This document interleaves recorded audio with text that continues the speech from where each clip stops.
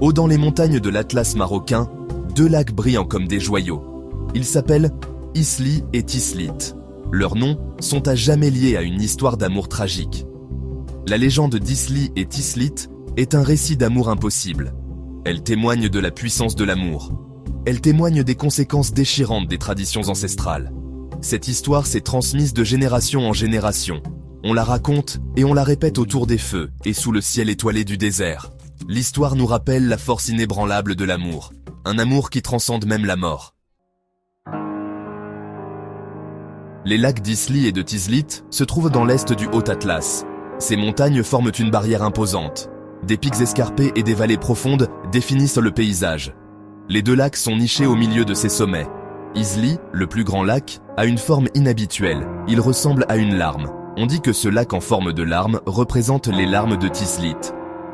Tislit est le plus petit lac, en forme de croissant. Le cadre des lacs rehausse la beauté et la tragédie de la légende. Les montagnes imposantes et les surfaces réfléchissantes des lacs créent une atmosphère d'isolement. C'est un rappel puissant des forces qui ont séparé les amants. Isli et Tislit étaient deux jeunes amoureux. Ils appartenaient à des tribus différentes. Leurs familles étaient enfermées dans une ancienne querelle. De telles querelles étaient courantes. Elles étaient alimentées par la compétition pour les ressources et les terres.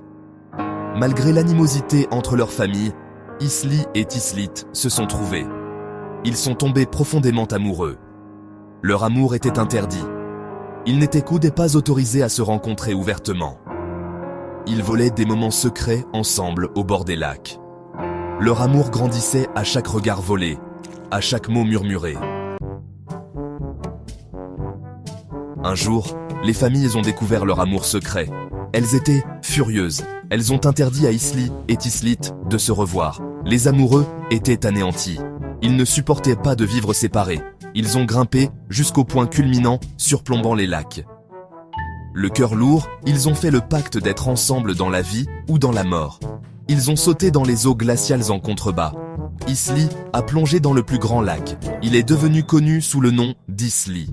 Tislit, submergé par le chagrin, a sauté dans le plus petit lac. Il est devenu connu sous le nom de Tislit. Les habitants croient que les lacs sont leurs larmes. Ils sont le témoignage d'un amour impossible. Leur histoire est un rappel poignant de la force éternelle de l'amour et du chagrin de la perte.